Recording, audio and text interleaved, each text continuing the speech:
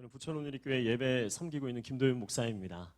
한 4개월 전까지만 해도 서빙고에서 파워웨이브와 파워스테이션을 담당하는 김도윤 목사입니다 이야기했는데, 약 4개월 전에 사역지를 이동하게 되면서 이제 성인 공동체와 예배를 이제 맡게 됐습니다. 그런데 우리 김승환 목사님께서 또 이렇게 다시 한번 청소년들과 또 귀한 학부모님들에게 복음을 전할 수 있는 기회를 주셔서 얼마나 감사한지 모릅니다. 그래서 제 안에 굉장히 설렘이 있고, 이미 사실 1시간 가까이 예배하시는 여러분들 보면서 지금 기도하고 마쳐도 될 정도로 너무 뜨거운 이 분위기에 제 안에 감격과 감동이 있습니다. 수원오누리교회 굉장히 제가 좋아합니다. 14일의 기적 그 새벽 기도회 할 때도 저도 새벽에 영상으로 같이 함께 했습니다. 그리고 마지막 그 영상으로 이렇게 틀어서 14일 날 얼마나 하나님께서 놀라운 기적을 행하셨는지 그 영상도 함께 봤고요.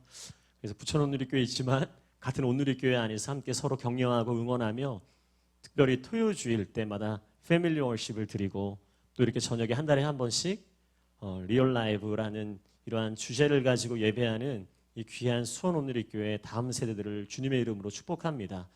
8월과 9월 계속되는 집회를 제가 영상으로 다 보고 왔습니다. 그래서 이 10월 달에 어떠한 말씀을 또 전하고 어떻게 하면 좋을까, 예배에 대한 이야기를 계속 나누더라고요. 성령에 대한 이야기를 지난달에도 지지난달에도 계속 했던 것을 저도 영상으로 함께 예배했습니다.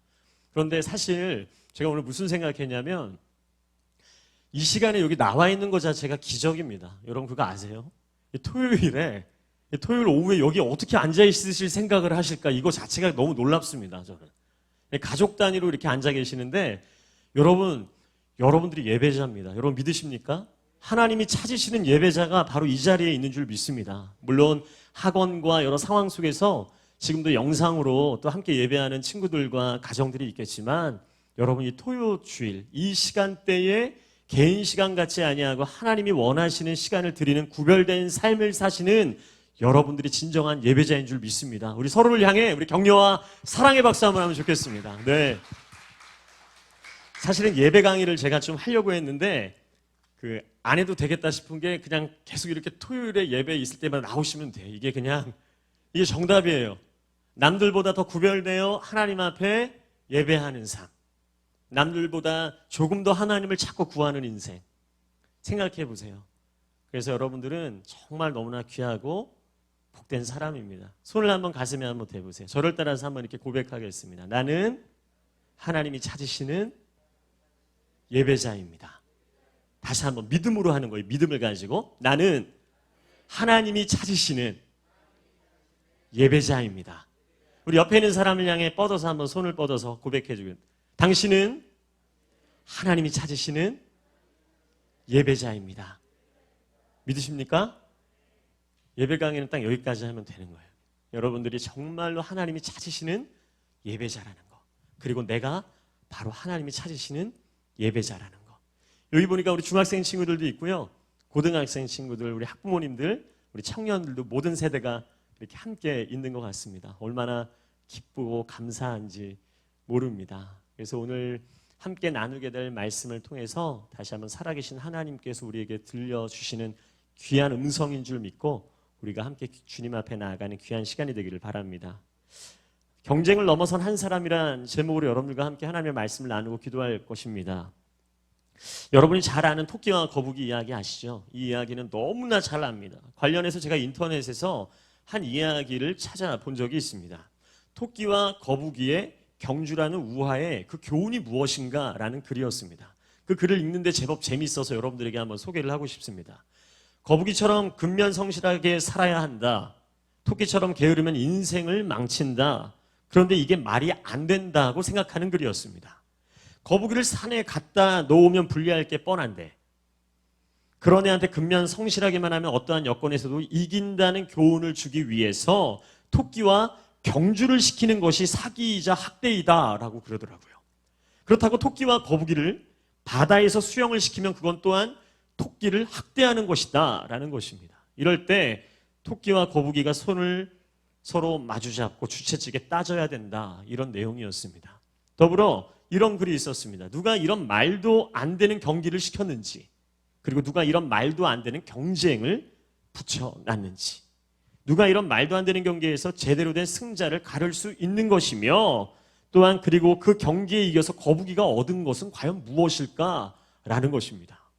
거북이는 그저 바다에서 헤엄치고 싶고 토끼는 산에서 뛰어놀고 싶은데 얘네들한테 왜 이러냐고. 왜 굳이 그 둘에게 경쟁을 붙여 놓았느냐 물어봐야 한다라는 그러한 글이었습니다. 여러분 어떠십니까?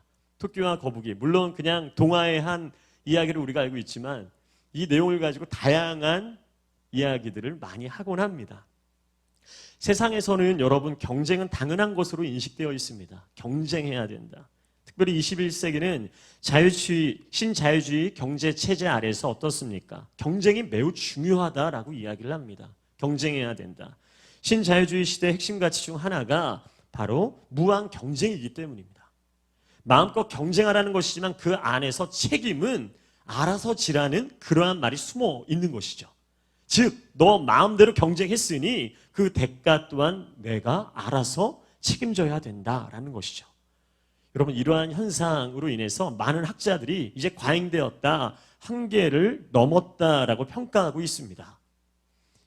여러분, 신자유주의 경제 체제에서의 경쟁은 똑같이 열심히 해도 조금 더 가지고 시작한 사람, 조금 더 가지고 시작한 자가 결국에는 더 가지게 되는 구조를 만들어냈다라고 이야기를 합니다. 그러나 이에 따른 뚜렷한 대안이 없기 때문에 오늘날 우리는 여전히 이 체제 속에서 살아가고 있는 것이 바로 현실입니다. 자, 그렇다면 신자유주의 경제 체제에서의 경쟁이 어디에까지 퍼져 있는가 우리가 한번 생각해 봤으면 좋겠어요. 바로 지금 이 시대를 살고 있는 저와 여러분에게까지 퍼져 있는 것입니다. 공부에 있어서 마음껏 경쟁하라고 합니다. 그렇죠? 그 원리는 무엇입니까? 어쩌면 옆에 있는 친구를, 옆에 있는 경쟁 상대를 밟고라도 이겨야 되는 것이다 라는 것이죠. 그렇게 직접적으로 말을 하진 않아도 은연중에 다 그렇게 생각을 하고 있습니다. 그렇게 해서 최종적으로 남게 되는 1등, 그 한 사람만이 선택받는 구조가 바로 세상이 말하는 경쟁 구도의 한 모습일 수 있습니다. 그런데 저도 여러분들도 공부를 해봐서 알겠지만 지금도 공부를 하고 있지 않습니까? 근데 원래부터 뇌 자체가 그 남들과는 다른 사람들의 존재를 합니다. 그 예전에 제가 알고 있던 친구 하나가 있었습니다. 굉장히 공부를 잘하고 책 읽는 것을 너무 좋아했습니다. 물어보면 진짜 공부하는 것이 너무 좋대요. 그리고 그 시간이 가장 행복하다는 친구였어요. 어때요? 재수없죠? 막 딱 들어도 막 짜증이 좀 나잖아요. 근데 그때 문득 저 역시 그 친구와 함께 시간을 많이 가지면 공부가 좀 늘지 않을까라는 생각이 이제 제 안에 이제 딱 찾아왔습니다. 그래서 그 친구와 하루 날을 잡고 함께 책을 읽고 토론을 하기로 이제 약속을 잡았죠. 그래서 똑같은 책을 한 권 같이 사서 아침부터 읽기 시작했습니다. 책을 읽기 시작한 지 이제 몇 시간이 지날 무렵입니다. 저는 이제 절반을 조금 넘게 읽은 시점에서 그 친구가 책을 이렇게 딱 덮더라고요. 탁. 네, 다 읽었다고. 그래서 제가 너무 어이없어서 그 친구에게 야, 너 이런 식으로 대충 읽으면 안 된다. 책을 꼼꼼하게 읽어야 지금 너 뭐 하는 거냐. 말했더니 진짜 다 읽었다라는 거예요. 정말 다 읽었대요. 그래서 제가 그 친구에게 그때 읽고 있던 그 페이지 제가 이렇게 딱 넘겨갖고 물어봤어요. 당연히 못 맞출 걸 생각하고 야, 너 197페이지에 뭐가 있는지 얘기해봐. 말도 안 되는 질문이죠. 그런데 그 친구가 왼쪽 아래 그림이 하나 있고 전문성에 대한 이야기가 딱 얘기하는 거예요. 제가 순간 눈을 의심했거든요. 그래서 맞는 거예요. 그래서 제가 다른 페이지를 펴가지고 물어봤어요. 두어 번 더 해봤는데 이 친구가 다 맞추더라고요. 다 맞췄어요. 어떻게 그럴 수 있냐고 했더니 책을 읽으면 모든 그 페이지가 그림으로 이미지로 이렇게 저장이 된대요. 머릿속에. 뇌가 완전 포토샵이에요. 그래서 자기가 말하고 싶은 내용이 이렇게 필요할 때 그 페이지가 그림 이미지로 이렇게 떠오른다라고 얘기했던 그 친구. 너무 충격적이었습니다. 진짜 너무 충격이었어요. 이런 머리를 가진 사람을 같이 경쟁 상대로 여기고 이긴다라는 게 안 되죠. 이거 안 돼요. 근데 혹시 여러분들 중에서 그런 친구 있나요? 아, 저도 그런 스타일입니다. 딱 책 읽으면 이렇게 딱딱 떠오릅니다. 그런 분 계세요, 혹시? 다 눈을 피하시는데, 예, 그런 친구가 곁에 있다고 생각하면 이 친구랑 뭔가 공부로 한번 경쟁을 해본다라고 상상하기도 싫어요. 이런 친구와는 경쟁 자체가 되지를 않습니다. 그냥 친하게 잘 지내야죠, 그냥. 예. 그런데도 세상은 어떻습니까? 무한 경쟁을 이야기하면서 1등만을 기억하기 때문에 아무리 해도 안 될 수밖에 없는 사람이 받는 상처와 어려움, 그 가운데 그 마음을 책임지지 않습니다. 나는 열심히 하고 최선을 다한다고 해도 도저히 경쟁이 안 되는 그러한 어려운 사람, 그들과 함께하며 받아야만 하는 상처와 상실감, 그러한 마음을 깊이 위로해 주는 곳이 아무것도 없다라는 것입니다. 그런데 여러분, 이것이 오늘날만의 이야기가 아니라는 거예요. 2000년 전에 예수 그리스도께서 계셨던 그 세상 가운데서도 이러한 경쟁 구조와 그 구조 속에서 상처받으면서 살아가야만 했던 사람들이 있었다라는 사실입니다. 그 대표적인 인물이 바로 오늘 본문에 등장하는 베데스다 연못가에 38년 된 병자입니다. 여러분, 예루살렘에 베데스다라는 연못이 있었습니다. 그런데 그 연못에는 병든 자를 낫게 한다는 유명한 연못이었습니다. 아주 유명한 연못이었죠. 그래서 수많은 사람들이 연못 주변에 진을 치고 살았던 거예요. 연못 주변에 사람들이 가득합니다. 특별히 이 연못에는 가끔 천사가 내려온다는 소문이 있습니다. 천사가 물을 한번 휘저 움직일 때 제일 먼저 그 못에 들어가는 사람, 즉 첫 번째로 연못에 들어가는 사람은 병이 다 나았다라는 것이죠. 오늘 보면 4절 말씀에 이렇게 이야기하고 있습니다. 4절 말씀에 주의 천사가 가끔 내려와 물을 휘저 놓았는데 물이 움직일 때 맨 먼저 못에 들어가는 사람은 무슨 병에 걸렸든지 다 나았습니다. 여러분, 수많은 환자들은 신랄 같은 희망을 가지고, 이 신랄 같은 희망 가지고 베데스다 연못가에 다 모였을 거예요. 여러분, 한번 상상해 보세요. 온갖 병자들이 그 연못가에 다 진을 치고 앉아있는 그 모습을 상상해 보십시오. 마치 어떤 모습이냐면 복권 당첨을 기다리는 사람들과 같은 심정으로 그 자리에 있었을 거라는 것입니다. 제가 예전에 꽤 오래전에 차세대 섬길 때에 예배팀 학생 하나가 목사님에게 마니또 선물, 그때 마니또를 했는데 마니또 선물로 그 로또 복권을 하나 이렇게 선물로 준 친구가 있었습니다. 네. 자신도 그런 거 절대 사본 적도 없대요. 중학생이었거든요. 근데 마니또 선물로 뭘로 하는 게 좋을까? 그렇게 고민을 하다가 어느 날, 그날 꿈도 그렇고 느낌이 너무 좋아갖고 목사님께 선물을 하나 해드리고 해야 되겠다. 그래서 복권을 하나 샀다라는 거예요. 그걸 사가지고 저한테 이렇게 봉투에 넣어가지고 줬어요. 저는 이렇게 책을 사보라는 건지 뭔지 하고 딱 열어봤는데 복권이 이렇게 딱 나왔어요. 너무 놀랐습니다. 저도 살면서 처음이었고, 게다가 교회 학생에게 로또 복권을 선물로 받을 것이라고는 한 번도 상상을 해본 적이 없었습니다. 그래서 문득 혹시 당첨이 되면 어떻게 하지라는 갑자기 막 설렘이 막 찾아오는 거예요. 혹시 이게 당첨이 되면 교회를 하나 지어야 될까? 헌금을 해야 되나? 별 생각이 다 들었습니다. 물론 그 학생의 꿈과 느낌이 잘못되었던 것이라는 사실을 이제 주말에 깨닫게 되었죠. 꽝이었어요. 근데 잠깐이지만 설렜던 제 자신을 생각하면 너무나 재밌었던 시간이에요. 이 복권 자체 한 장이 왜 이렇게 사람을 설레게 하는지, 이게 굉장히 그러면 안 되는데? 라는 그런 마음들이 올라오게 합니다. 많은 사람들이 복권 한두 장쯤은 사본 경험이 있을 것입니다. 어쩌면 여기 앉아 계신 우리 선생님들 중에서도 복권 사보신 분들이 없지 않을 수도 있어요. 예, 물론 승환 목사님은 사본 적이 없었겠지만 그래도 모르죠. 이 복권 한번 그래도 심심풀이를 한번 사볼까? 라는 마음으로 사본 적이 있을 수도 있습니다. 복권을 사서 지갑 안에 꼭 넣어놓는 분들도 계십니다. 또 심지어는요, 제가 아는 분은요, 우연치 않게 성경사에 복권이 껴있는 것도 제가 본 적이 있습니다. 너무 웃기죠. 하지만 여러분, 물론 복권이 당첨되는 경우도 있겠죠. 하지만 한편으로 그것은 허황된 꿈이기도 합니다. 그럼에도 붙잡고 일말의 희망을 거는 거예요. 일확천금의 주인공이 혹시 내가 되지는 않을까라는 기대함 때문이에요. 기대가 막 생기는 거예요. 베데스다 연못가에 모여있던 수많은 환자들도 이러한 환상과 기대를 꿈꾸었을지 모릅니다. 그런데 정말 천사가 베데스다 연못에 내려왔는지, 그리고 연못물이 움직였는지는, 거기에 또 가장 먼저 뛰어든 환자가 나았는지는 사실 정확하게 알 수는 없습니다.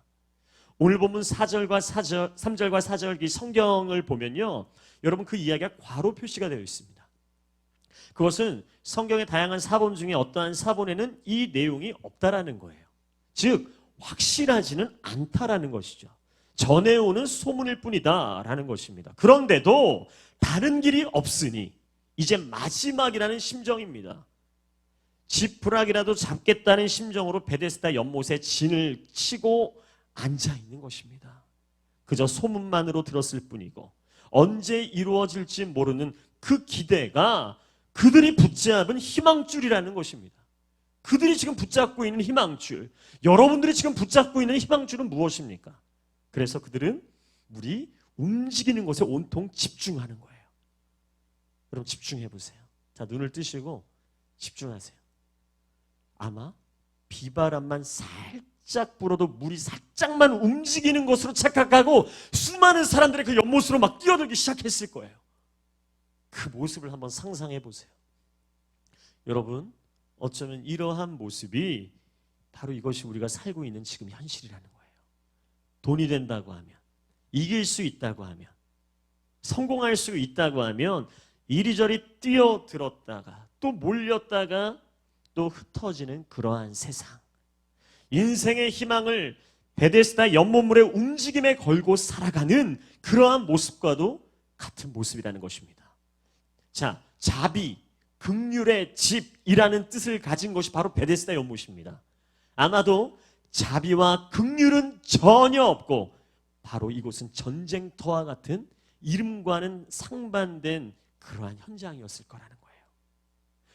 연못 주변의 모든 사람들은 첫 번째로 못에 들어가기 위해서 매 순간 천사가 내려오기만을 기다렸습니다. 기다리는 것입니다. 내 옆에 있는 나와 비슷한 처지에 처해 있는 병자들에게는 별로 신경 쓸 겨를이 없었습니다. 오직 이들의 관심은 온통 하나입니다. 오로지 천사가 언제 내려와서 물을 움직이는가, 거기에만 포커스를 맞췄습니다. 그저 내가 제일 먼저 첫 번째로 1등으로 들어가야 한다, 이것만이 온통 머릿속에 있는 것이죠. 여러분, 아무리 옆에 있는 사람들과 다른 병자들과 이야기를 나눈 관계일지라도, 오랜 시간 그 자리에 함께 누워 있었던 사람일지라도 그 순간만큼은 어떻게? 내가 먼저 들어가야 되는 거예요. 같이 아팠고 같이 괴로웠고 같이 그 자리에 누워 있었지만 결정적인 순간에는 내가 들어가야 되는 거예요. 그러니까 따뜻하게 많이 힘들지 않냐라는 그러한 이야기 속에서도 마음 한켠에는 어떻게? 그래도 내가 먼저 들어가야 돼. 내가 어떻게든 먼저 들어가야 돼. 그러한 마음들, 그러한 생각들이 자리 잡고 있었다는 사실이에요. 마치 곧 육상 경기가 시작되기 전 출발선상에 있는 사람들을 한번 생각해 보세요.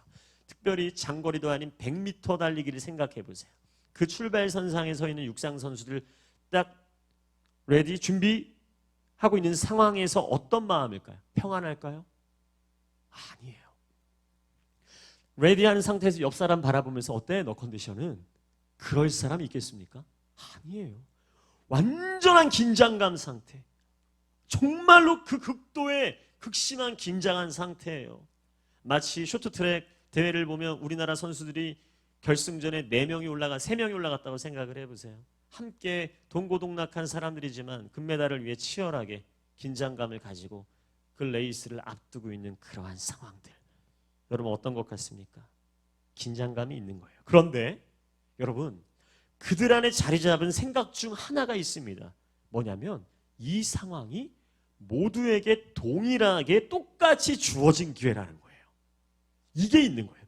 모두에게 똑같은 상황, 모두에게 똑같이 주어진 기회라는 사실입니다. 누구나 그 못에 갈 수 있는 것입니다. 천사가 언제 올지 모른다라는 것은 모두에게 동일하게 주어진 기회라는 것. 그렇기 때문에 나에게도 그 기회가 주어지고 그 상황이 나에게도 어쩌면 1등으로 맞이할 수 있는 찬스가 될 수 있을 것이다. 그 마음이 계속 있는 것입니다. 그래서 여러분 어떨까요? 나에게도 분명한 기회가 있을 거야. 희망을 갖게 되는 것이죠. 희망. 얼마 전 물론 지금까지도 세계에서 굉장히 이슈가 되고 있는 넷플릭스 드라마 오징어 게임이 굉장히 막 기사가 많았습니다. 그래서 여러분들도 한두 번쯤은 다 들어봤을 것이고, 물론 청소년들은 그걸 볼 수가 없죠. 그런데도 본 친구들이 있을지도 몰라요. 꼭 보지 말라는 것 꼭 몰래 보죠. 하지만 기사화돼서 그게 어떠한 내용인지는 알고 있을 겁니다. 벼랑 끝에 내몰린 사람들 한 곳에 모여 상금 무려 456억 원이죠. 456명의 사람들이 모여서 어떻게 그 상금을 차지하기 위한 생존 게임을 벌이는 내용입니다. 평등한 기회와 공정한 과정이 무너진 것 같은 현실을 봤을 때 어쩌면 이 오징어 게임은 사람들이 꿈꾸는 나름 이상적인 사회인 것처럼 느껴지곤 합니다. 그렇게 그들은 평등한 기회와 공정한 과정이라는 틀 속에서 서로를 죽고 죽이는 그러한 게임에 임하게 되는 내용이죠. 너무나 무섭고 너무나 잔혹스럽고 불편한 스토리이긴 하지만 현실에서는 아무것도 해볼 수 없다라는 그러한 절망적인 사람들, 그러한 영화 속 그들에게 오징어 게임은 어쩌면 나름대로의 그들 안에선 공정한 희망이라고 생각을 해버리는 것입니다. 여러분, 베데스다 연못은요, 지금의 처한 상황에서 그래도 내가 가져볼 수 있는 유일한 희망이라고 사람들이 생각하는 것이에요. 그 유일한 희망을 꿈꾸는 한 사람, 바로 그곳에 오늘 38년이나 병을 가지고 살아가던 한 사람이 있었다라는 것입니다. 38년 동안 병을 앓고 있던 사람, 낫고 싶어서 연못 주변에 오랜 시간 진을 치고 살다시피 했습니다. 그러나 그는 한 번도 먼저 첫 번째로 연못에 들어갈 수가 없었습니다. 들어가 본 적이 없었습니다. 들어가지 못했으니까 거기 있었겠죠. 몸이 불편한데 아무도 자신을 도와주는 사람이 없었다라는 것입니다. 연못에 물을 움직이게 될 때면 불편한 몸을 이끌고 첫 번째로 어떻게든 들어가려고 애썼지만 그때마다 다른 사람이 이미 먼저 들어가 버려서 이 사람은 38년 동안 병에서 나음을 얻을 수가 없었습니다. 그렇게 고통스러운 매일을 사는 겁니다. 그런 그에게 오늘 예수님이 찾아오셨다. 본격적인 사건이 시작됩니다. 오늘 보면 6절 말씀에 보면 이렇게 이야기를 합니다. 예수께서 그 병자를 보시고 또한 아시고 라고 이야기를 합니다. 보셨다, 그리고 아셨다라는 것입니다. 무슨 뜻입니까? 이 환자가 얼마나 오랫동안 투병 생활을 했는지, 그리고 인해서 얼마나 많은 눈물을 흘렸고 한숨을 쉬었고 괴로워했는지 이 모든 것을 다 아셨다라는 것입니다. 마지막 희망을 가지고 있었던, 그래서 베데스다 연못을 찾은 그 38년 된 병자의 마음을 아셨다라는 것입니다. 그런데 문제는 이 사람도 자신을 찾아오신 예수를 바라보지 않았다라는 거예요. 자기의 모든 형편, 자신의 모든 처지를 알고 계신 예수를 바라보지 않았습니다. 바라볼 생각조차 하지 않았습니다. 대신 이 사람은 그저 어떻습니까? 언제 이루어질지도 알 수 없는, 어떻게 하면 물이 움직일 때 내가 가장 먼저 베데스다 연못에 들어갈 수 있을까, 그 경쟁에 대한 생각뿐이었습니다. 가짜 희망의 줄에 정신이 팔려서 눈앞에 있는 진짜 희망의 줄을 어떻게 보지 못하고 있는 그 장면입니다. 이 얼마나 안타까운 일인가요? 여러분, 우리는 성경의 답을 알고 있기 때문에 이 장면이 사실 얼마나 안타까운 장면인지를 우리는 볼 수 있고 알 수 있습니다. 여러분, 믿음은 한마디로 정의하면 하나님을 바라보는 것입니다. 믿음은 하나님을 바라보는 것. 어려울수록, 답답할수록, 힘들수록 더욱 하나님을 바라보는 것이 바로 여러분 믿음입니다. 내가 아무것도 할 수 없는 자리에서 하나님을 바라보는 것이 바로 믿음입니다. 내가 다 할 수 있고 내가 무언가 해볼 수 있는 상황에서의 그러한 여러분들의 의지가 가득한 상황에서의 믿음이 아니라 내가 도저히 할 수 없고 정말로 내가 지금 정말로 내 의지, 내 결단으로는 가능하지 않을 것 같은 그 상황 가운데서도 하나님을 바라볼 수 있는 것이 믿음이라는 거예요. 그런데 그들은 온통 베데스다 연못에만 정신이 팔려서 지금 이 시간 예수 그리스도를 바라보지 못하고 있는 것이죠. 그런데 예수님께서 오늘 38년 된 병자를 향해 모든 형편을 아시고 뭐라고 물어보셨냐? 여러분, 예수님이 그 병자에게 오늘 뭐라고 물어보시는지 아세요? 이렇게 물어봅니다. 내 병이 낫기를 원하느냐? 이게 질문이세요. 내 병이 낫기를 원하느냐? 여러분, 이 질문 제가 굉장히 많이 묵상을 했거든요. 38년을 기다려온 환자에게는 너무나 당연한 질문 아닌가요? 그리고 다 아시잖아요. 하나만 하는 질문 하시는 거예요. 너 병 낫기 원하느냐? 라고 물으시는 거예요. 그럼 예수님께서 왜 이런 질문을 하셨을까요? 여러분, 이 질문 속에 담긴 뜻을 우리가 한번 생각해 봤으면 좋겠어요. 이 사람은 희망을 가질 수 없는 자리에 있습니다. 지금 또 몸도 제대로 움직일 수 없는 상태에 있습니다. 이런 사람에게 낫기를 원하느냐 하는 말씀은 바로 믿음의 열망이 있는가를 확인하는 질문이에요. 너가 정말 그러한 믿음이 있느냐? 낫기를 원하는 믿음이 있느냐? 지금 너 앞에 서 있는 내가 누구인지를 아느냐? 나를 향한 믿음의 열망이 있느냐? 물으시는 거예요. 즉, 이 사람이 정말 자기가 바라는 대로 회복되기 위해서는 무엇보다도 먼저 예수 그리스도에 대한 열망이 일어나야 된다는 것입니다. 그래서 예수님께서는 절망할 것밖에 없는 그 자리에서 그의 절망을 깨우고 계십니다. 또 좌절할 것밖에 없는 그 자리에서 그의 좌절을 깨우고 계시는 장면입니다. 이 장면은 너무나 놀라운 장면이에요. 내가 정말 낫기를 원하느냐? 정말 거기에서 벗어나고 싶은 마음이 있느냐? 예수님의 말씀은 물이 움직이기를 기다리는 사람에게 정말 움직여야 할 것은 연못이 아니라 너의 마음이다라고 이야기하고 있는 거예요. 너의 마음속에 믿음의 소원이 움직여야 된다. 계속 그 베데스다 연못에서 줄을 치고 앉아있는 것이 아니라 너 마음의 소원, 그 믿음의 소원, 너의 그 마음이 움직여야 된다. 정말 움직여야 할 것은 바로 너의 마음이다라고 말씀하고 계신 것이죠. 하지만 실제로 예수님의 질문에 대해 이 사람이 어떻게 대답합니까? 물이 움직일 때 자기를 못에 넣어주는, 도와주는 사람이 없었대요. 너가 병 낫기를 원하느냐? 근데 주님, 나를 못에 넣어주는 사람이 없습니다. 도와주는 사람이 없습니다. 자기가 가는 동안에 다른 사람이 먼저 내려갑니다. 이야기하고 있는 거예요.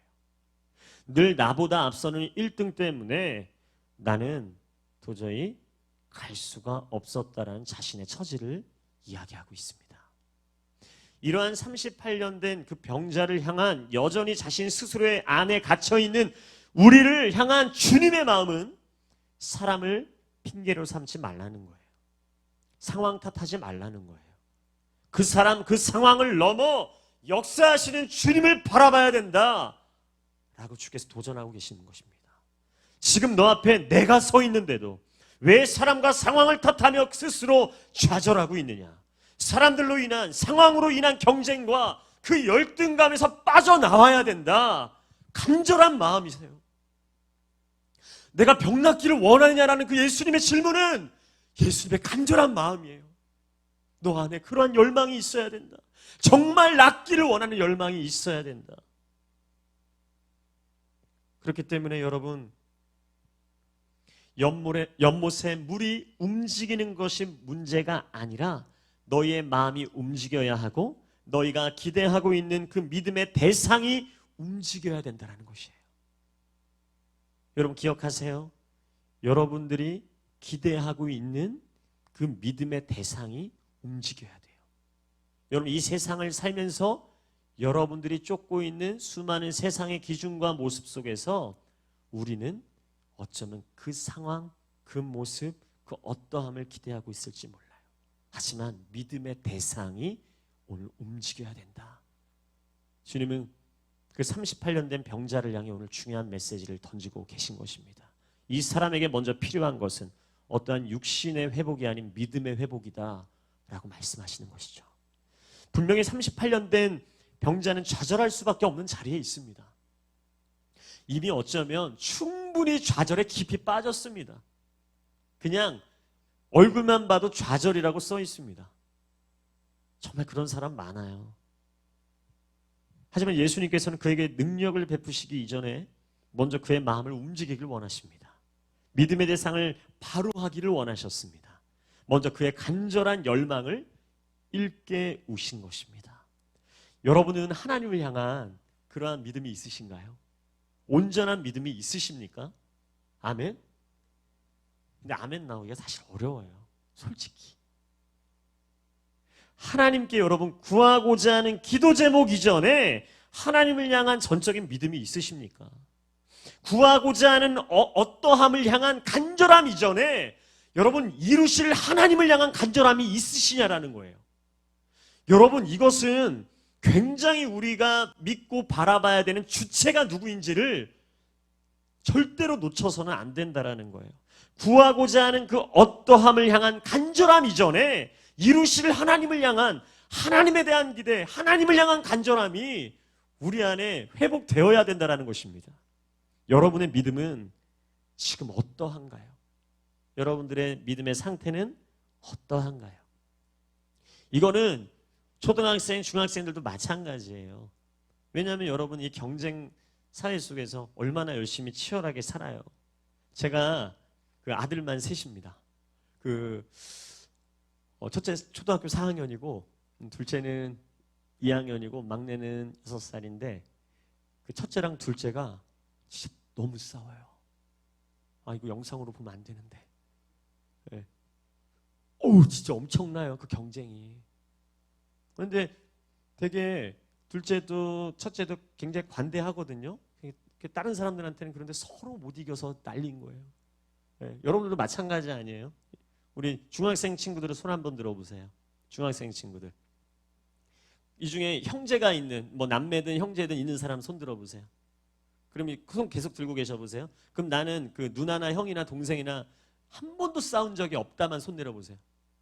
다 들을 수밖에 없을 거예요. 다 싸워봤잖아. 그렇죠? 손 내려보세요. 다 싸우거든요. 왜? 이기려고. 네. 정말 동생 먼저 해. 형은 이거 당연히 형이 먼저 해야죠. 이런 사람을 내가 많이 본 적이 없어요. 그냥 경쟁하는 거야. 또 그 안에서 어떻게든 이기고 싶은 마음들도 있고 물론 그 안에서 관계성과 사랑을 배우긴 하지만 우리는 살면서 그러한 모습 속에서 살아갈 때가 참 많이 있는 게 현실입니다. 그래서 어쩌면 이러한 메시지는 어쩌면 지금 어린아이부터 장년에 이르기까지 모두에게 동일하게 적용되는 메시지입니다. 여러분 우리가 언제 주님 바라보고 믿어야 하겠습니까? 문제가 해결되고 어려움이 사라진 다음이 아니라 해결되지 못한 문제 때문에 힘들어하고 있을 때 어려움이 사라지지 않고 남아있을 때 주님을 바라보고 믿어야 할 것입니다. 언제? 바로 지금이라는 것이죠. 실제로 믿음의 역사를 우리가 보면 분명히 고통의 자리에서 믿음의 노래를 부르는 사람들이 있었습니다. 성경에서 수많은 사람들, 여러분들이 아는 모든 대부분의 성경의 사람들은 고난 중에서도 믿음의 노래를 부릅니다. 사도행전 16장 25절에도 바울과 실라가 한밤중에 감옥에 갇혔을 때 어떻게 합니까? 그들이 일어나 하나님께 기도하고 찬송했다라고 이야기합니다. 물론 그때 당시에 그들이 복음을 전하다가 그들의 감옥에 붙잡히게 되죠.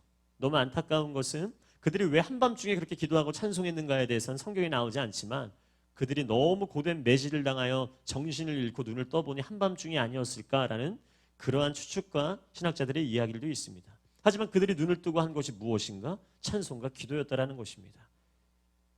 고통 가운데 매질을 하도 당해서 죽을 것 같고 괴로운 상황에 살 수 있었던 것은 어떻게? 믿음의 노래를 부르는 것이죠. 그 어렵고 힘든 상황 가운데서도 하나님을 찬송하고 예배했던 그들. 아픔의 자리에서도 소망의 노래를 부르는 사람들도 있었습니다. 상실의 자리에서, 외로움의 자리에서 주님을 신뢰함으로 믿음의 노래를 부르는 사람들이 있었다는 것이죠. 예수님께서는 베데스다 연못가에서 38년 동안 누워있던 그 사람에게도 이러한 믿음과 소망의 노래를 듣기 원하셨다는 것입니다. 그래서 너가 병 낫기를 원하느냐? 그의 믿음을 듣고 싶어 하십니다. 하지만 그 병자는 어떻습니까? 여전히 묶여 있었습니다. 이런 자신의 처지 가운데 다가온 예수를 향해 그 병자의 하소연 속에는 자신을 도와 연못 속에 넣어줄 것을 요청하는 뉘앙스를 느끼는 거예요. 그렇지 않습니까? 예수님을 앞에 두고 아직 자신을 온전히 회복시켜 주실 그 믿음의 대상임을 깨닫지 못한다는 것입니다. 어쩌면 여러분, 우리는 우리의 기도의 지경이 딱 이 정도일지도 몰라요.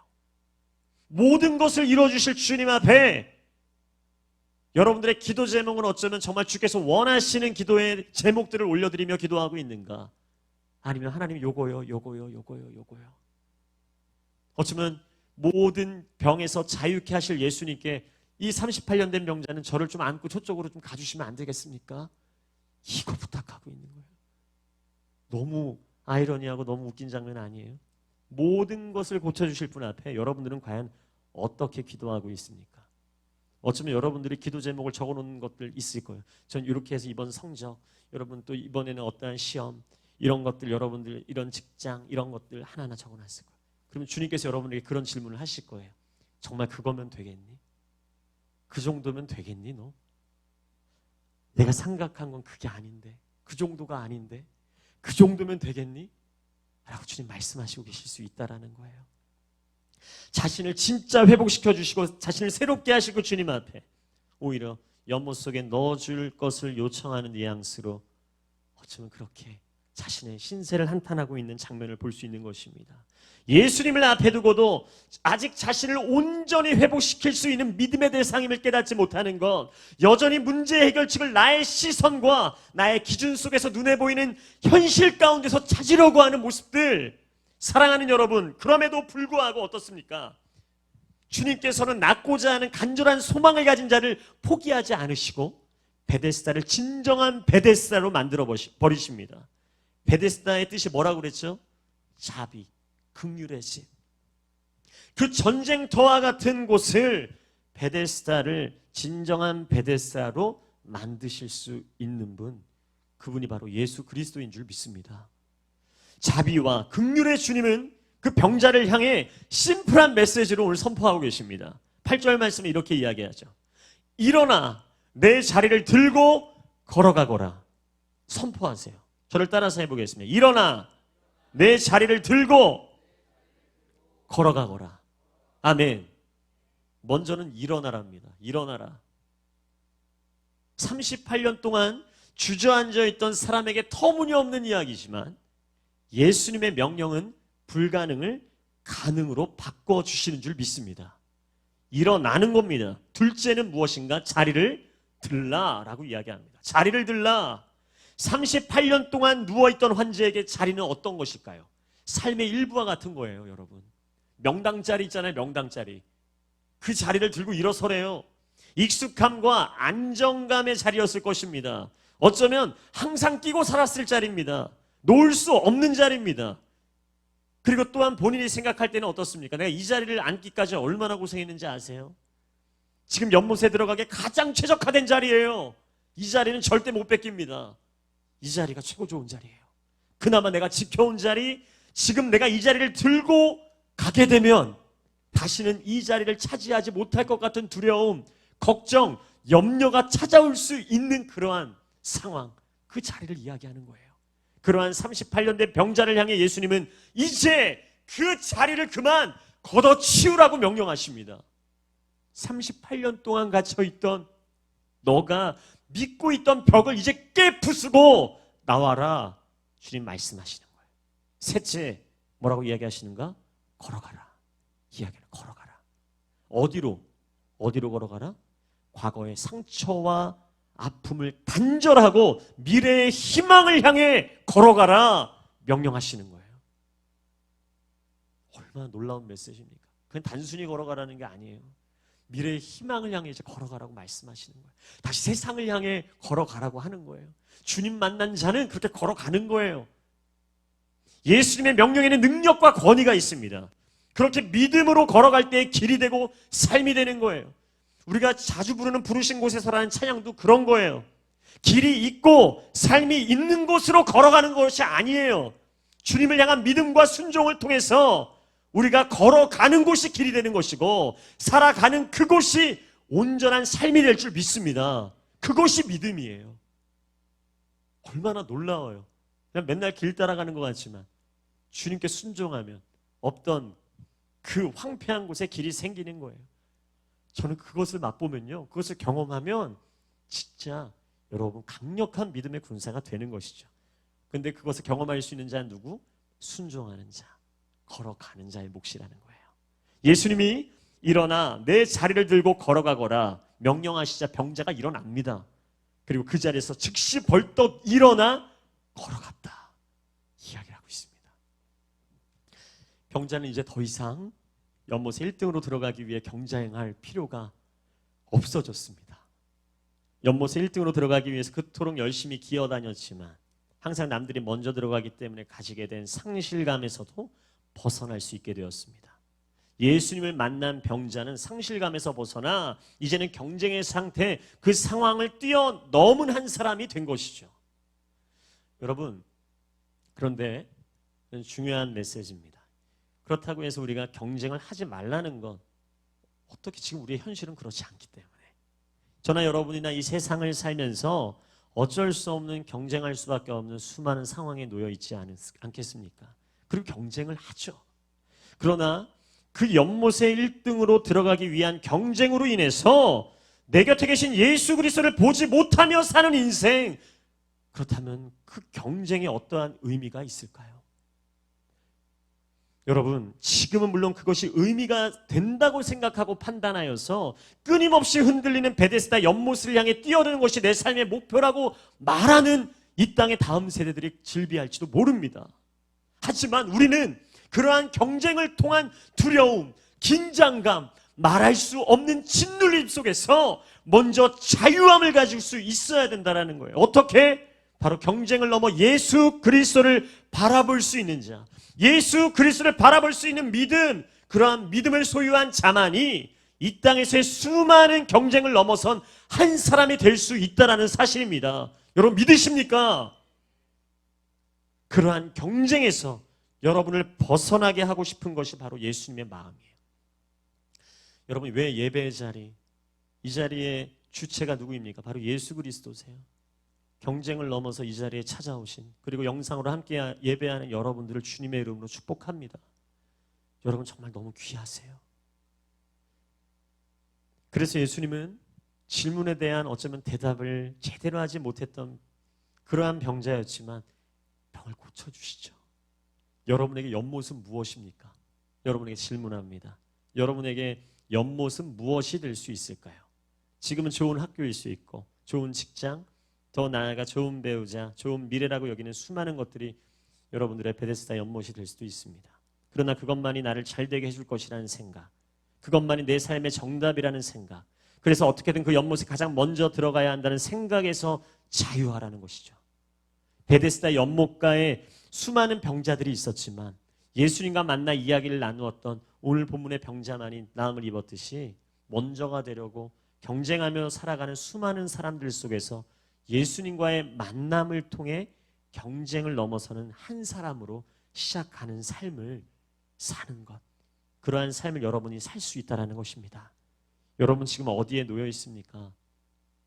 베데스다 연못, 나름 명당으로 여기는 곳에 자리를 잡고 수많은 경쟁자 중 한 사람으로 오늘도 연못의 첫 번째로 들어가기 위해 긴장과 두려움으로 오늘을 살아가고 있지는 않습니까?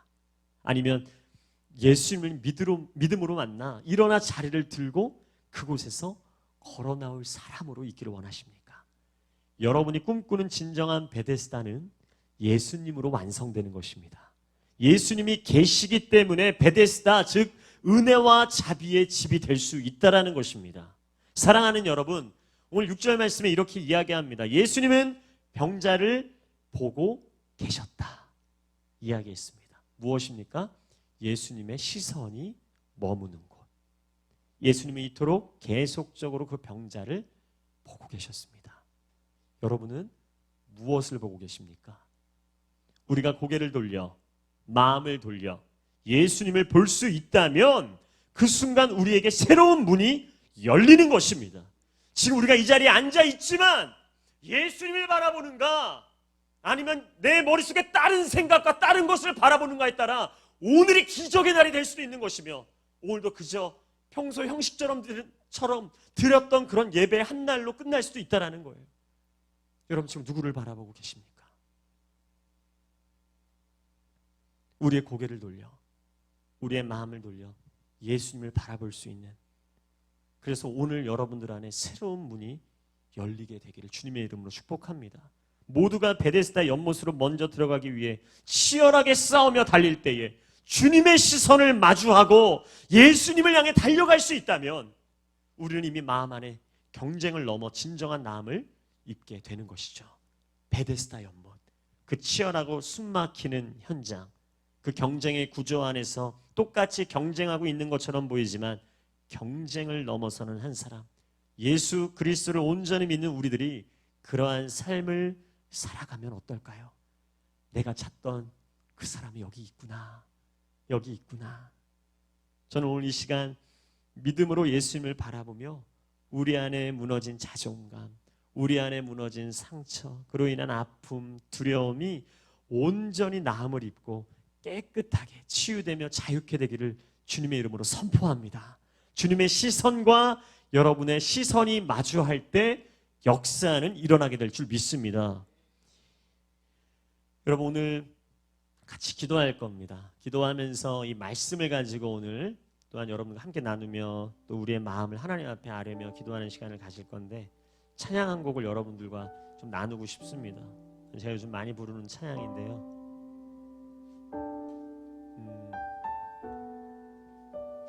주님의 시선이라는 찬양인데 아마 모르는 분들도 좀 있을 거예요. 근데 이 곡을 쓸 때 제가 쓴 건 아닌데 나는 38년 된 병자입니다, 이 베데스다 연못에 병자를 놓고 쓴 곡이에요. 그래서 오늘 말씀을 준비하면 이 찬양을 같이 나누고 싶었어요. 그래서 이 찬양 같이 부르고 같이 기도할 건데, 여러분 한번 상상하세요. 그 베데스다 연못에 어떻게든 내가 낫기를 바라는 마음으로 앉아있는 그 한 사람이 나라는 생각으로 이 찬양을 같이 우리가 고백하면 좋겠어요. 하나님, 내가 여기 있습니다.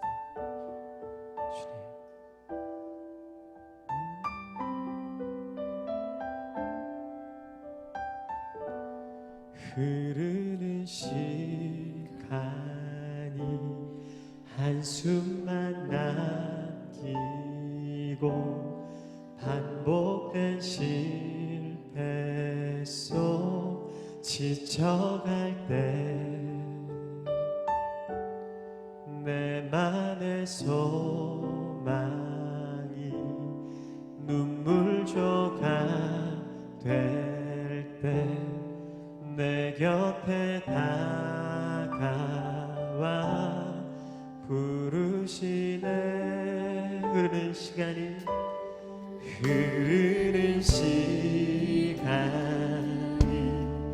한숨만 남기고 반복된 실패 속 지쳐갈 때 내 맘의 소망이 눈물 조각 될 때 내 곁에 다가와 부르시네. 주님의 시선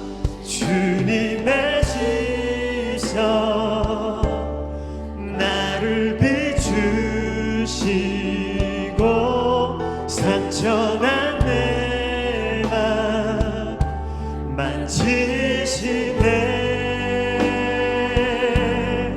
말씀하시고 회복해 하시네. 주의 사랑이 다시 살게 하시네. 흐르는 시간이 한숨만 남기고 반복된 실패 속 지쳐갈 때 내 맘의 소망이 눈물 조각될 때에 내 곁에 다가와 주께서 부르십니다. 부르시네 주님의 시선, 주님의 시선, 나를 비추시고 상처난 내 맘 만지시네. 말씀하시고 회복해 하시네. 주의 사랑이 다시 살게 하시네. 주님의 시선, 주님의 시선, 나를 비추시고 상처난 내 맘 만지시네. 말씀하시고 회복해 하시네. 주의 사랑이 다시 살게 하시네.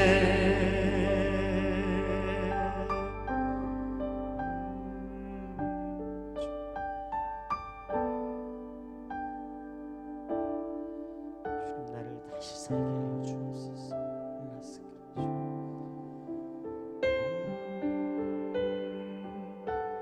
주를 봅니다. 지금 이곳에서 주를 봅니다. 지금 이곳에서 주를 봅니다. 지금 이곳에서 주를 봅니다. 지금 이곳에서 주를 봅니다. 주를 봅니다. 지금 이곳에서 주를 봅니다. 지금 이곳에서 주를 봅니다. 지금 이곳에서 주를 봅니다. 지금 이곳에서 주를 봅니다. 지금 이곳에서 주를 봅니다. 지금 이곳에서 주를 봅니다. 주를 봅니다. 지금 이곳에서 아멘. 주를 봅니다. 지금 이곳에서. 주님 보기 원하시는 분들은 그 자리에서 일어나십시오. 늘 이 자리에 앉아있지만 매번 예배 자리에 앉아있다라고 말하지만 주님 온전히 바라보지 못하고 내 생각과 기준으로 예배 자리에 앉아있었다면 여러분 이 찬양의 고백 한번 다시 할 때에 정말로 주님 보기를 원합니다. 정말로 주님 만나기를 원합니다. 건조함으로 그냥 왔다 돌아가는 예배가 아니라 예수 그리스도를 만나는 예배가 되기를 원합니다. 주님 보기를 원합니다. 세상의 기준과 그 세상의 모습 속에 빠져 어떻게든 물 휘저을 때 그곳에 먼저 들어가는 것이 내 삶의 목표이자 1등 되기 원해 늘 불안함과 두려움으로 살고 있어서 주님 온전히 바라보지 못하고 내 안에 열등감과 두려움에 살고 있다면 오늘 이 시간 믿음으로 고백하십시오. 주를 보기 원합니다. 주님 만나기를 원합니다. 믿음으로 여러분 입술을 열어 함께 고백하겠습니다. 주를 봅니다. 주를 봅니다. 지금 이곳에서 주를 봅니다. 주를 봅니다. 여러분 선포하세요. 지금 이곳에서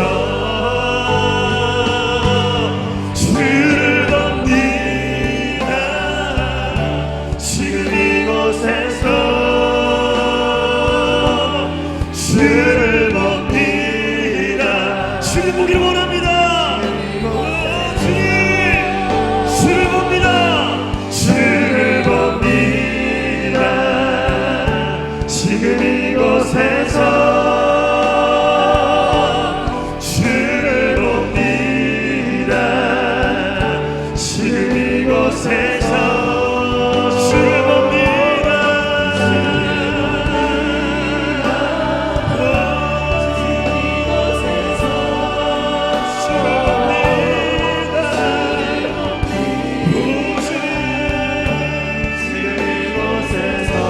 한 번 더 믿음으로 고백하며 주를 봅니다. 주를 봅니다. 지금 이곳에서 주를 봅니다. 지금 이곳에서 주를 봅니다. 지금 이곳에서 주를 봅니다. 지금 이곳에서 주님의 시선 나를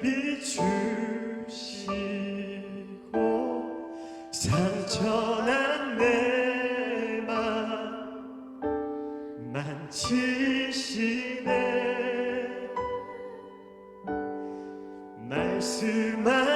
말씀하시고 회복해 하시네. 주의 사랑이 다시 살게 하시네. 사랑하는 여러분, 병자는 예수님께서 내 병이 낫기를 원하느냐, 이 질문에 병 낫기를 원한다는 가장 중요한 답조차 하지를 못합니다. 병 낫기 원하냐라고 질문했는데 병이 낫고 싶습니다라고 말을 못합니다. 치열한 삶과 전쟁과 같은 현장 속에서 상처와 아픔과 그 쓴뿌리로 인해 정작 본인에게 가장 중요한 병 나음조차를 인식하지 못하고 어느샌가 생겨버린 수많은 마음의 병과 상처를 쏟아내고 있는 것입니다. 선생님, 전 첫 번째로 가야 하는데 도와주는 사람이 없어서 안 됩니다. 저 어떻게든 들어가야 되는데 내가 가려고 하면 다른 사람이 먼저 들어가 버립니다. 주님이 말씀하십니다. 병이 낫기를 원하느냐? 저는 도와주는 사람이 없습니다. 병이 낫기를 원하느냐? 저는 남들에 비해 너무 초라합니다. 쓸모없는 인간입니다. 병이 낫기를 원하느냐? 먼저 물에 들어가는 사람들이 다 없어져 버렸으면 좋겠습니다. 사랑하는 여러분, 저는 여러분의 시선이 주님께 고정되어 오늘 예수님 만나게 되기를 축복합니다. 사람과 상황을 넘어 세상의 기준과 열등감을 넘어 무너진 자존감과 상처에 가둬놓은 자신 스스로를 넘어 예수 그리스도로 인해 회복되고 주의 사랑으로 다시 살아나게 되기를 선포합니다. 주님, 나를 살려주옵소서. 나의 영혼을 소생시켜 주옵소서. 영적인 사람 되게 하여 주옵소서. 우리 간절한 마음으로 주의 이름 한번 부르며 통성으로 기도합니다. 주여,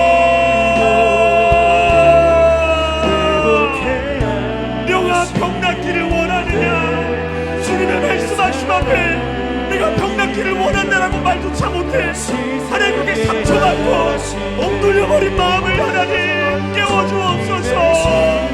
불같이 굳어버린 마음을 하나님 새롭게 하여 주시옵소서. 하나님 아버지, 치열한 삶과 전쟁과 같은 현장 속에서 상처와 아픔과 그 쓴뿌리로 인해서 내가 정말 병 낫기를 원한다는 그 본질조차 깨닫지 못하는 그 안타까움에서 벗어나기를 원합니다. 이 시간 나사는 예수가 쓰이는 분명하노니 우리를 묶고 있는 이 모든 어둠아, 모든 죽음의 영구라 너희들의 묶임을 풀고 떠나갈지어다. 주님, 우리 안에 놀라운 일을 하여 주옵소서.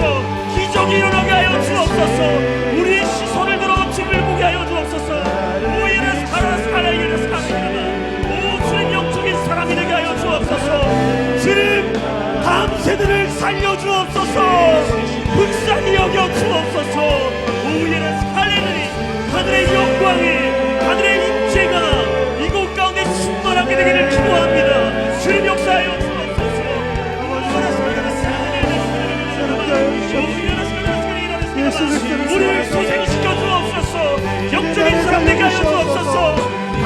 다시 살아나게 하여 주옵소서. 우리가 일어날 것은 그것밖에 없습니다. 우리의 시종을 들어 주님 바라보는 주의 거룩한 백성이 되기를 원합니다.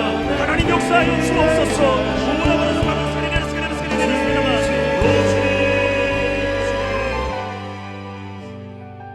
사랑하는 여러분, 혹시나 기도가 잘 되지 않고 아직도 마음 안에 계속적으로 세상적인 생각과 온전히 기도하지 못하게 하는 더러운 것들이 여러분들의 마음이 있다면 여러분들의 의지를 드려야 합니다. 두 손을 이 시간 하나님 앞에 높이 들겠습니다.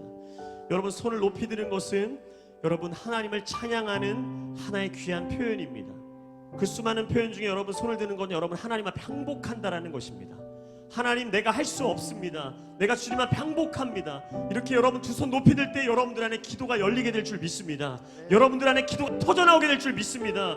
여러분, 이것은 어린아이부터 장년에 이르기까지 모든 세대들이 하나님 앞에 온전히 기도할 수 있음을 우리가 보게 되는 놀라운 순간이 바로 오늘이 될 줄 믿습니다. 그래서 이 시간 기도할 때에 여러분, 우리가 함께 모여있는 지금 이곳이 베데스다입니다. 새롭게 살고자 모인 이곳이 바로 베데스다입니다. 이 시간 한 번 더 기도하실 때 주님 이곳에 낫기 위해, 회복되기 위해, 새롭게 되기 위해 모인 다음 세대들이 세상에 헛된 것 구하지 아니하고 두 손 높이 든 모든 주의 백성들이 주님 보게 하여 주옵소서. 주님 만나게 하나님 간구하며 기도하오니 이곳이 바로 영적으로 예수님 만나는 진정한 베데스다가 될 수 있도록 인도하여 주시옵소서. 하나님, 오늘 모든 이들이 기도가 열리고 방언이 터지며 환상을 보게 되며 주님을 꿈꾸는 거룩한 주의 백성들이 될 수 있도록 역사하여 주시옵소서. 우리 간절한 마음 가지고 한 번 더 주의 이름 부르며 통성으로 기도합니다. 주여! 하나님, 이곳이 베데스다입니다. 영적으로 새롭게 되기를 원하고 영적으로 진정한 자유함과 평안함과 하나님 치유함을 맛보기 원하는 주의 거룩한 백성들이 손을 들고 기도합니다. 세상에 없는 것 구하지 아니하고 주님 바라보게 하여 주옵소서. 주님 낫기 위해서, 회복되기 위해서, 새롭게 되기 위해 모인 다음 세대들 하나님 구하며 나가는 인생 될 수 있도록 인도하여 주옵소서. 우리 안에 새로운 영적 지경이 펼쳐지게 하여 주옵소서. 주님 아버지 역사하여 주옵소서. 성령으로 충만하게 하여 주옵소서. 말씀이 육신되어 육자되신 예수의 그 능력이 우리 사랑하는 다음 세대들 안에 심겨지기를 원합니다. 주님 기름을 부어주옵소서. 주님 기름을 부어주옵소서.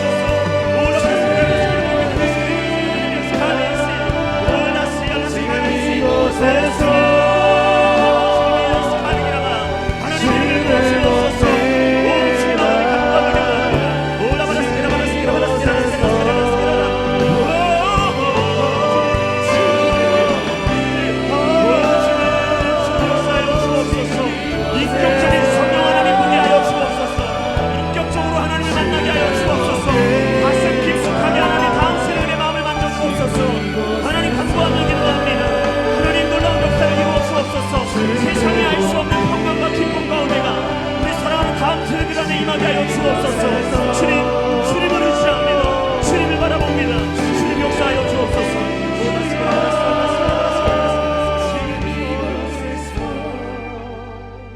사랑하는 여러분, 여러분들에게 기도의 지경을 넓히기를 도전합니다. 하나님께 구하고자 하는 기도 제목 이전에 하나님을 향한 전적인 믿음이 있어야 됩니다. 이게 본질입니다. 구하고자 하는 그 어떠함을 향한 간절함 이전에 이루실 하나님을 향한 간절함이 회복되게 하여 주십시오. 기도해야 합니다. 하나님을 향한 온전한 믿음이 있으십니까, 여러분? 여러분, 보이지 않는 것을 믿는 것이 진정한 믿음입니다. 여러분, 하나님, 내 많은 기도 제목이 있습니다. 하지만 내 많은 기도 제목조차 주님 앞에 내려놓습니다. 하나님을 향한 전적인 믿음이 내 안의 기도 제목입니다. 구하고자 하는 그 어떠함을 향한 간절함 이전에 이루실 하나님을 향한 그 믿음이 회복되기를 간구하며 기도합니다. 나아가 나만 주님 만나는 인생이 아닌 우리 사랑하는 수원 파워웨이브와 대학 청년 다음 세대 모두가 주님의 시선을 마주하는 영적인 갈망과 목마름이 회복될 수 있도록 인도하여 주옵소서. 코로나로 어렵고 힘든 시기임에도 불구하고 성령 하나님, 우리 사랑하는 공동체 영적인 부흥을 허락하여 주옵소서. 사랑하는 주의 백성들이 파워웨이브 가운데 영적인 부흥을 허락하여 주옵소서. 우리 대학 청년부를 새롭게 일으켜 주옵소서. 이 시간 두 손을 높이 들고 주의 이름 한번 부르며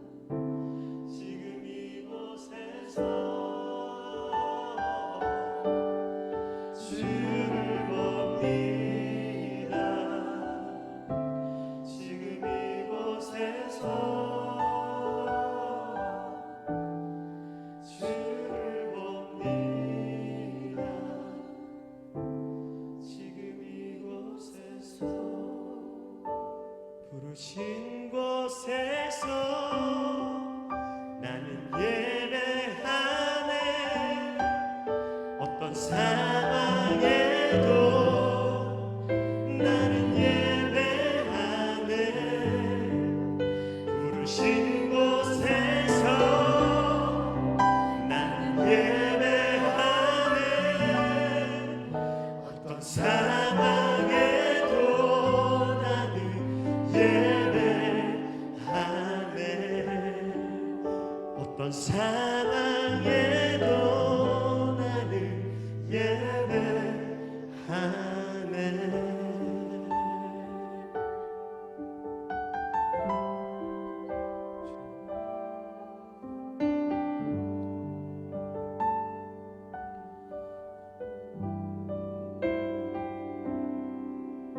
내 영혼이 확정되고 확정되어 싸우니 믿음에 눈들어 주를 바라봅니다.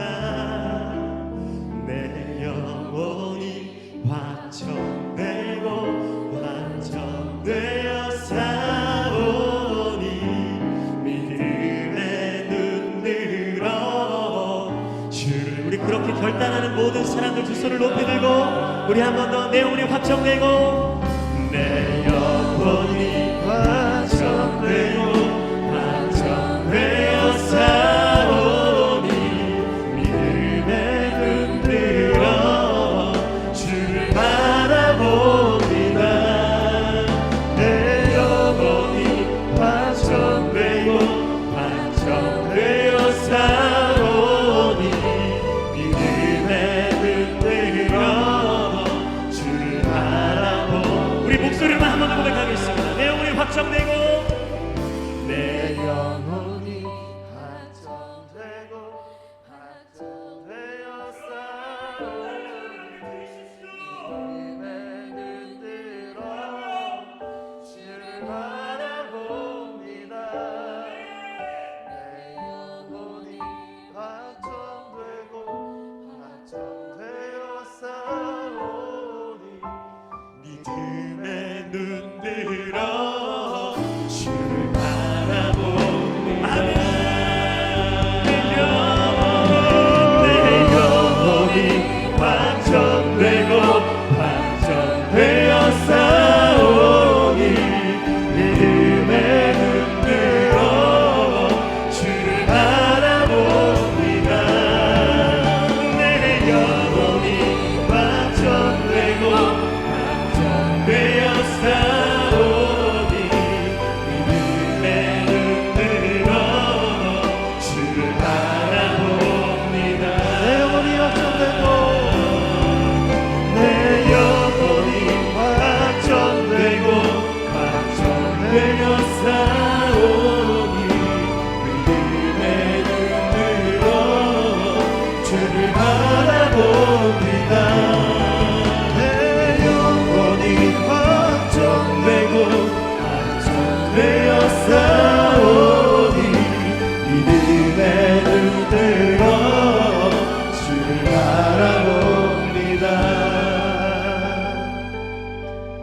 내 영혼이 확정되고 확정되어 싸우니 믿음에 눈들어 주를 바라봅니다. 내 영혼이 확정되고 확정되어 싸우니 믿음에 눈들어 주를 바라봅니다. 하나님 아버지 감사합니다. 오늘 말씀을 통하여서 믿음은 시선임을 깨닫게 하시니 감사합니다. 하나님 아버지, 주님은 이 38년 동안이나 병들어 있고 아파하고 좌절 속에 있었던 그 사람을 바라보고 계셨습니다. 하지만 아프고 너무나 힘들어서 절망하고 있던 그 38년 된 병자는 주님을 바라보지 못하고 영혼만을 바라보고 있었습니다. 그가 주님을 바라보았을 때, 그 시선이 마주쳤을 때 회복되어지고 살아나는 놀라운 역사가 일어난 줄로 믿습니다. 아버지, 그 놀라운 기적이 내일 안에 일어난 줄로 믿습니다. 아버지, 다시금 우리가 살아나고 깨닫는 이 시간 되게 하여 주시옵소서. 아버지, 멈추지 않겠습니다. 계속해서 주님의 그 말씀에 따라 자리를 들고 걸어가는 인생 되게 하여 주시옵소서. 예배대로 나오는 회복된 인생 되게 하여 주시옵소서. 하나님이 기뻐하시는 예배자 되게 하여 주시옵소서. 살아난 자가 살릴 줄로 믿습니다. 아버지, 이 자리로 계속해서 하나님의 백성들, 우리의 지체들을 주께로 인도하는 내가 되길 원합니다. 살아난 자가 되길 원합니다. 깨닫는 자가 되길 원합니다. 회복시켜 주시옵소서. 아버지, 우리의 모든 시간들 가운데 역사하신 주님을 바라봅니다. 아버지, 오늘의 예배뿐만 아니라 내일의 예배, 매일매일 우리의 삶의 예배 가운데 주님께서 좌정하여 주시고 역사하여 주시옵소서. 이제 우리를 구원하신 예수 그리스도의 은혜와 하나님 아버지 놀라우신 살아하심과 성령 하나님의 교통하심이 주님의 시선을 마주보며 날마다 주님의 길로 걸어가기로 따라 나아가는 이 자리에 모시긴 주의 백성들 머리 위에, 그들의 가정과 학업과 일터 위에, 온누리교회와 선교사님들 위에 이제로부터 영원토록 함께 하시기를 간절히 축원하옵나이다. 아멘.